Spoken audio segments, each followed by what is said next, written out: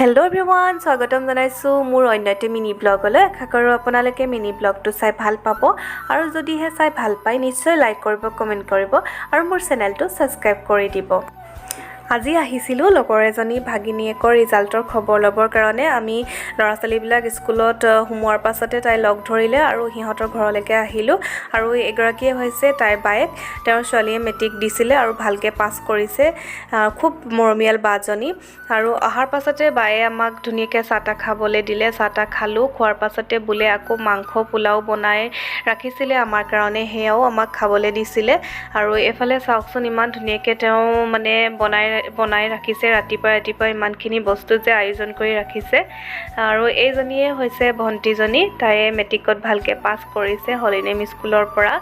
আপোনালোকেও আশীৰ্বাদ কৰিব আগলৈ যাতে আৰু ভালকৈ আগুৱাই যাব পাৰে।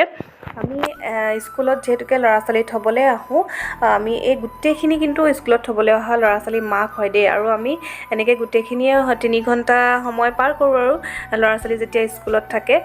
আৰু আমি খুব ভাল বন্ধু হৈ পৰিলোঁ গোটেইখিনি। আৰু এনেকৈ ইজনী ঘৰত যদি কিবা পৰ্ব ওলাই যোৱা হয় আৰু যদি কাৰোবাৰ শাহুৰ শহু ঢুকোৱা হয়, সেয়াও আমি খবৰ ল'বলৈ যাওঁ। আৰু যদি ঘৰ ওচৰতে হয় আৰু তেতিয়াহে সুবিধা হয়, ঘৰ দূৰ হ'লেতো যাব নোৱাৰি। আৰু এইফালে চাওকচোন বায়ে ইমান ধুনীয়াকৈ ঘৰখন সজাই ৰাখিছে। মোৰ খুব ভাল লাগিলে, সেইকাৰণে মই অকণমান ভিডিঅ' কৰি ৰাখিছিলোঁ আৰু আপোনালোককো দেখাই দিলোঁ। আৰু মই ওচৰৰ পৰা খাদ্যখিনি ভালকৈ এবাৰ দেখাই দিছোঁ। মাংস পোলাও, আচাৰ, এগ আৰু ইমান ধুনীয়া লাগিলে খাই পিনি সঁচাকৈ।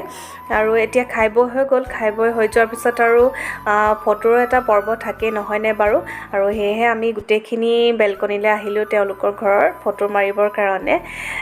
ফটো মাৰি ভাল লাগে আৰু এতিয়া যাবলৈ হৈছে। এয়া যাবৰ কাৰণে আমি ওলাই আহিলোঁ। যিহেতুকে ল'ৰা ছোৱালী স্কুল ছুটি হ'ব আৰু এতিয়া যাওঁগৈ আৰু আকৌ ইয়াতো আহি ফটো মাৰিবলৈ এৰা নাই।